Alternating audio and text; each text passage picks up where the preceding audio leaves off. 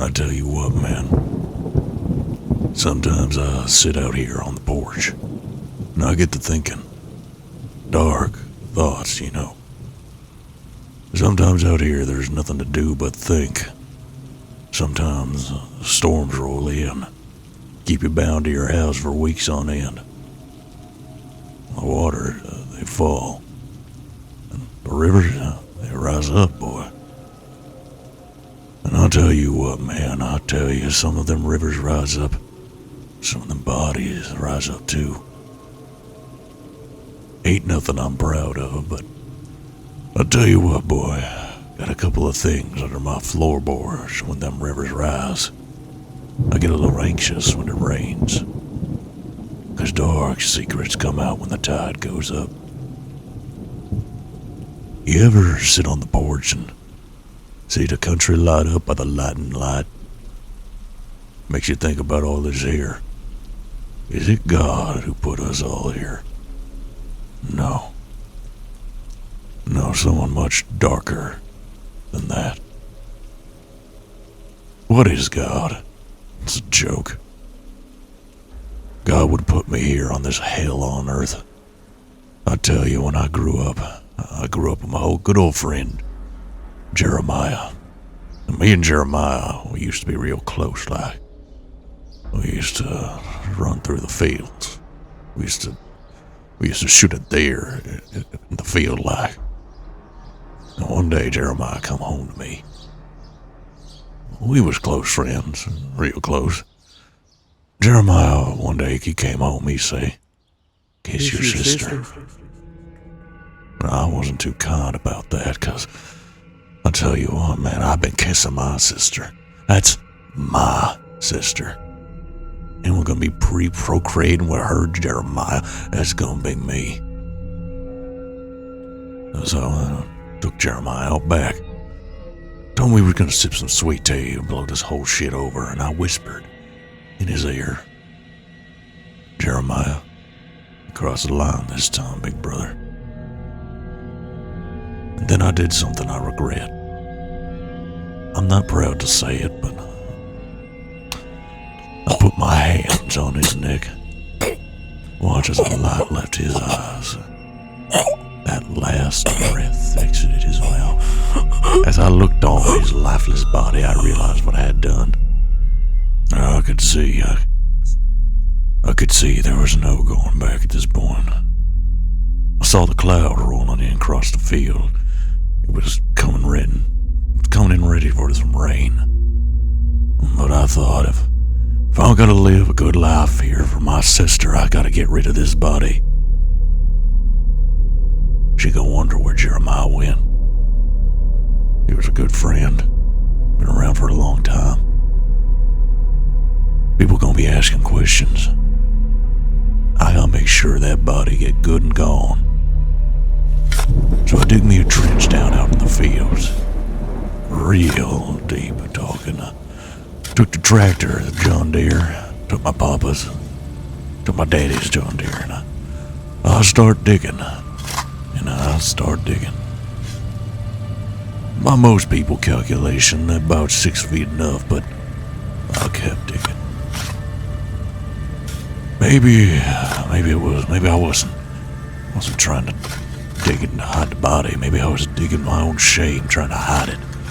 Don't have to face it again. And I tell you, that John Deere was about deep as my shame down to the devil himself. And when I put Jeremiah's corpse, I rolled it right in there, and the devil could lick his ass so deep. And he did, I swear to God. As I filled in that ditch with my good friend Jeremiah, I said, "Oh, this is gonna be the same around here." I went home. The rain started to pour, lightning hit the fields like a shock from God. Could see the trees shaking out there in the fields. I'd like to say that was the last time I ever took a man's life. But it was only the first. Turned out I had an appetite for people. sending people down to a real deep grave. Some kind of darkness, a hole in me, couldn't be filled by nothing else. And I wasn't this kind of man. I wasn't kind of them murderer, but it was a hole. A deep hole inside of me couldn't be filled up no other way. It started with Jeremiah. Turned out the next one was Jim Bob. Now, I don't like to talk about Jim Bob. It hurt. It hurt too bad. Jim Bob a good man.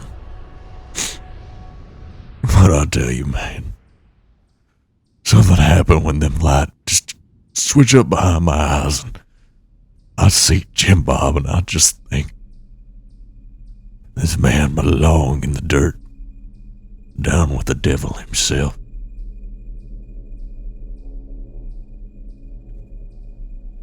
So I tell you how I met Jim Bob. I met Jim Bob one day, a hot, humid summer day out in the fields. We was picking all the crops, the corn getting ready to harvest. It was tough harvest season, you know. The disease came, ate most of our crops. Hard time for us farmer type. We come around, Jim Bob, we come around saying, "Hey boys, you look thirsty. You boys look like you're gonna have some kind of drink to hydrate." Now I did want to know. I was thirsty. There ain't no true about that. But I was thirsty for something else. He didn't want to know the truth, and I didn't want to face it either. I had already taken one man's life. I was about to take another. I took Jim Bob into my house, boy. We had ourselves some of them iced tea. And something just woke inside of me. He was a good man, a good Christian boy. But I gave him that iced tea. I watched the cube swirl around his glass like the last embers of his life. This great flame that was Jim Bob about to be flickered. About to flicker to the end. I invited Jim Bob inside. I invited Jim Bob back into my house, telling him to sit down, watch the telly. And I just stand behind him and watch. I knew this man's last moment here on this earth, he didn't even see it coming. I hate to think about Jim Bob. Well, what I did to him wasn't right. But I'll tell you, since you ask. Sat down right next to him. I put a little bit of sedative in his iced tea. You know, the kind that just makes you sleep nice and peaceful.